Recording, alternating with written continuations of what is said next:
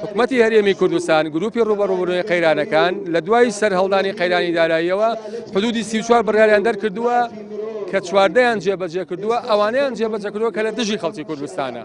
بۆ نمونە بڕیاری 64 ئەمەی سیستەمی زۆرە ملەی پاشەکەوت هەر خۆی لەناو بڕیارەکە ئەڵێ 30 ڕۆژ جارێ و لە خاڵی پێنجەمی شاڵێ مانگانە پیاچوونەوەکەین.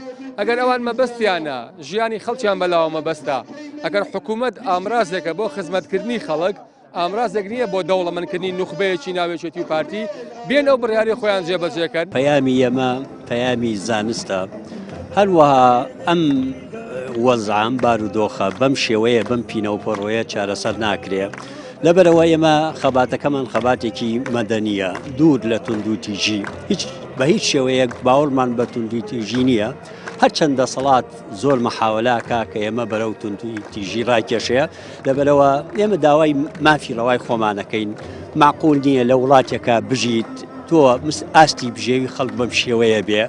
ینی ئێمە داوا لە دەسەڵاتدارانەکەین، ئەوە چەند مانگێکە ئێمە لەسەر ئەم جادەین بە شێوەیەکی ئاشتیانە داوای مەتالیبی خۆمانەکەین.